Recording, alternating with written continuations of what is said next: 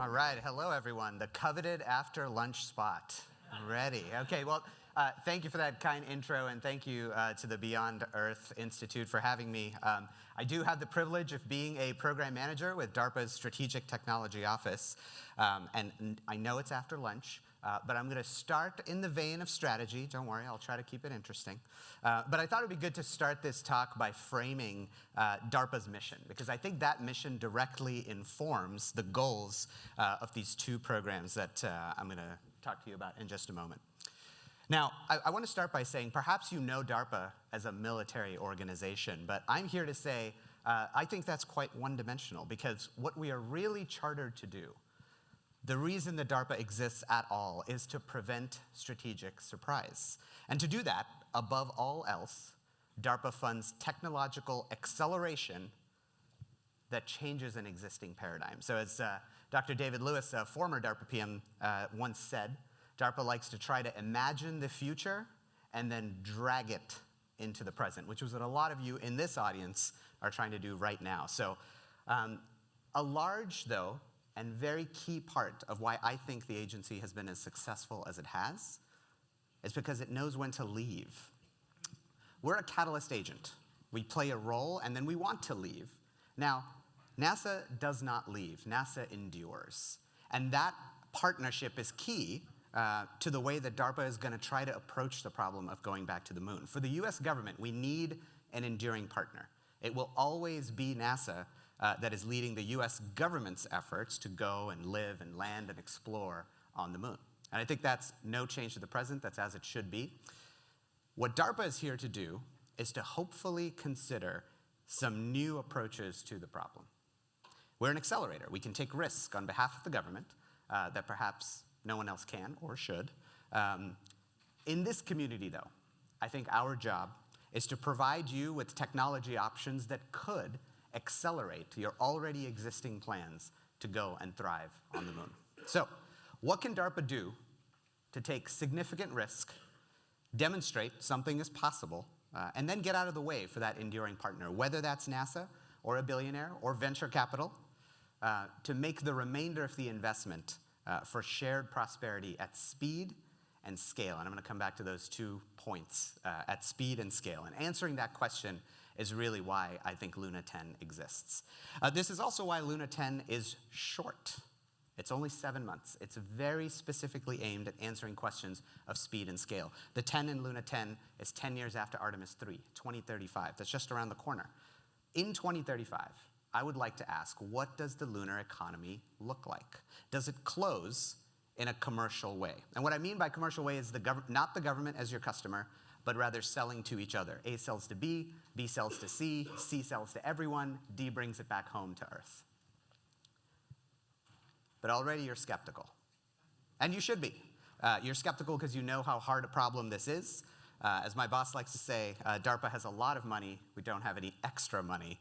There has to be a reason we get involved. So let me go back and pull on that thread that I dropped earlier of shared prosperity at speed and scale. We're aiming, all of us, to create the first ever off-Earth economy. And that's an accomplishment for our species as a whole, yes, but we're doing it for a reason.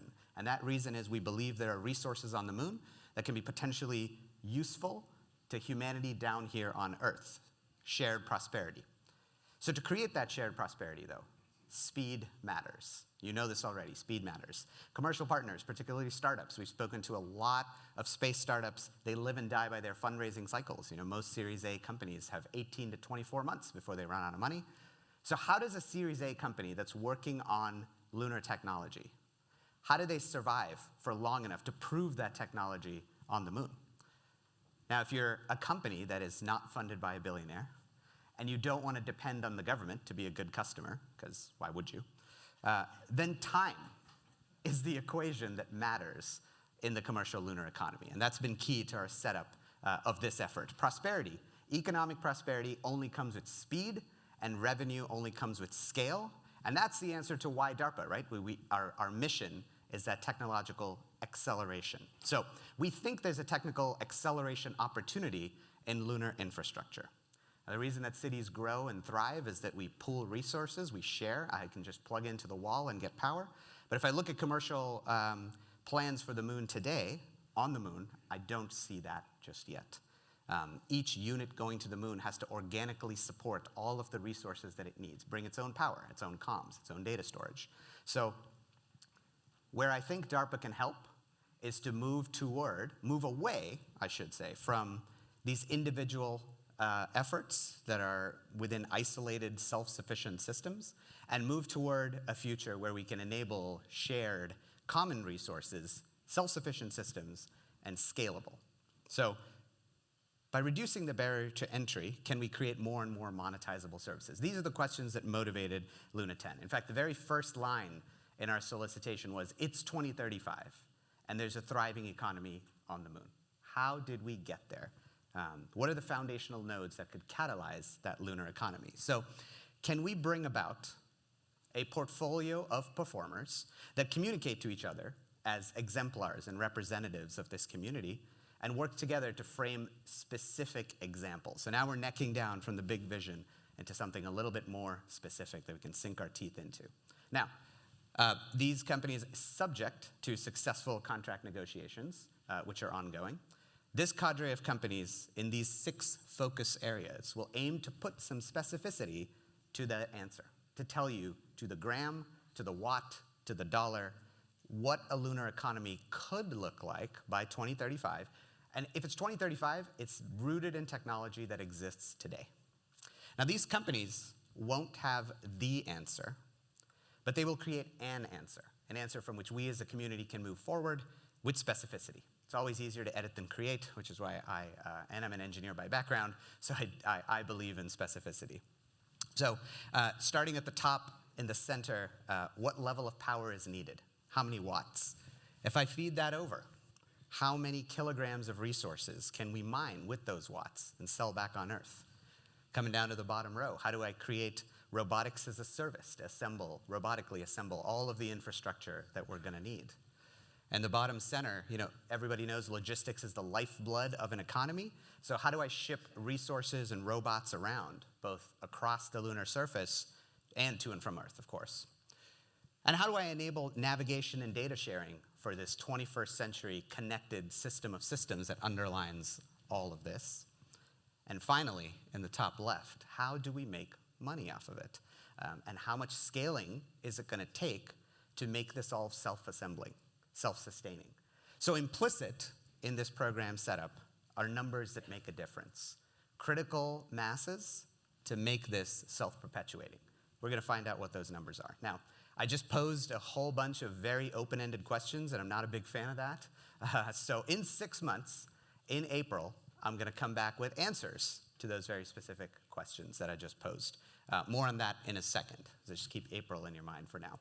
So what I'm showing you here on the slide is how we plan to run the program. Our performers will get weekly homework assignments, work at a rapid cadence. They're gonna bring a wealth of prior work to accelerate this, and then they're gonna study interfaces and masses and scaling. Speed and scale, it's all about speed and scale.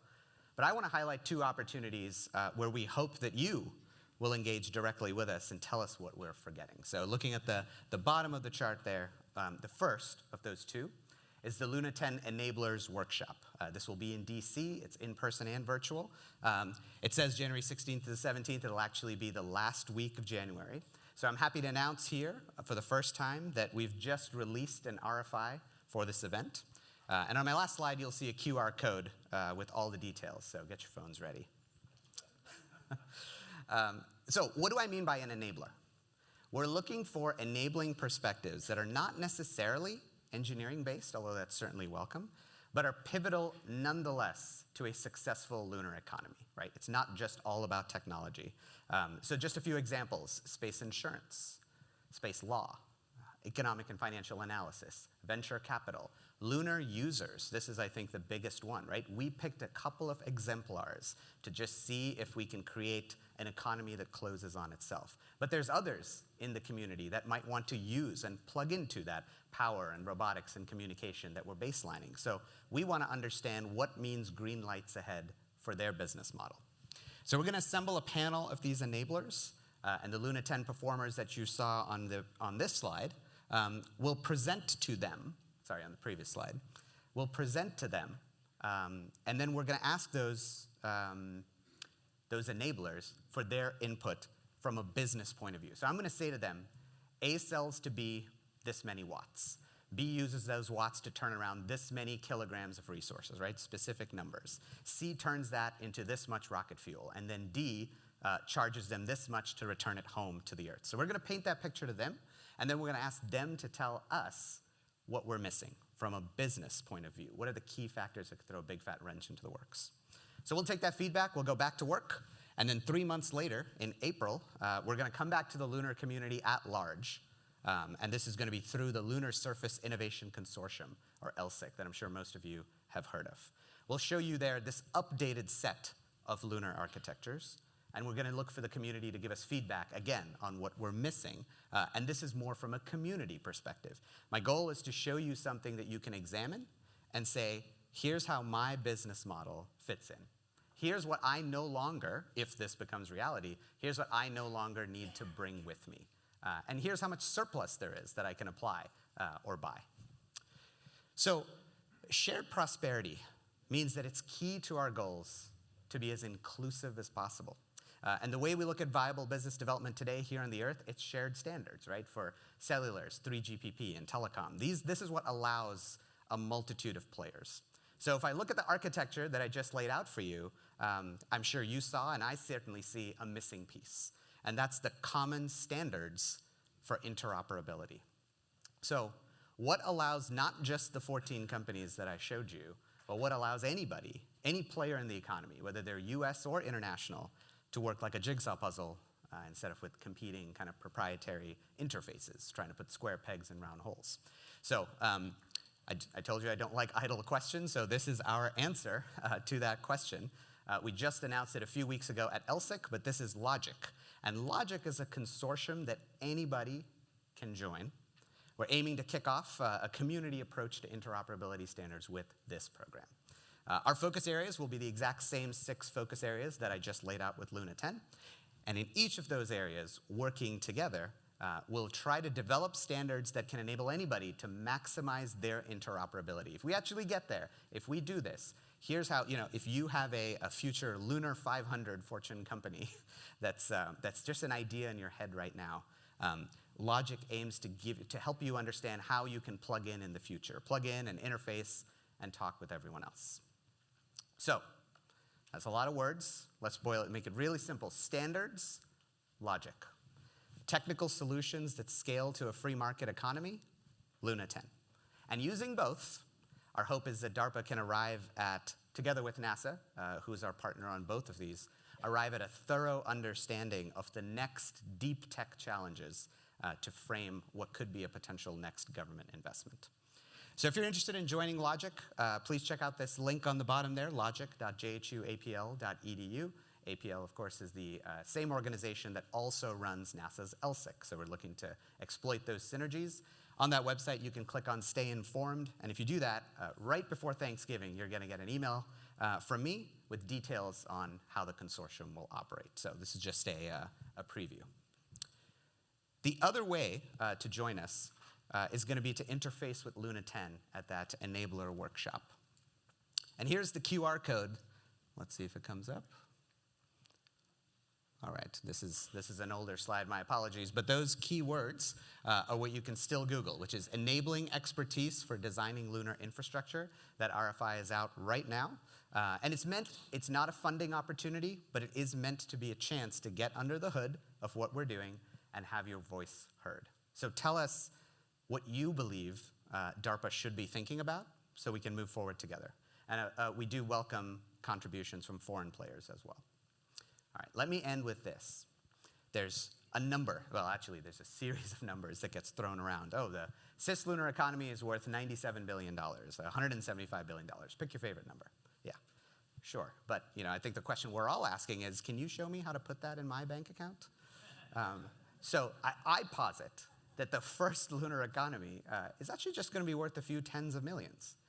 But if it can close, if it can scale, and if it can start soon, then that's a pathway. That's a visible pathway to this billions of dollars economy. So that's what we're aiming at here, shared prosperity at speed and scale what are the tech challenges and what are the economic challenges that face us, and can we get specific with solutions? So the last thing I'll leave you with is I think it's going to take all of you to help policymakers and politicals realize and implement time as a variable in that equation.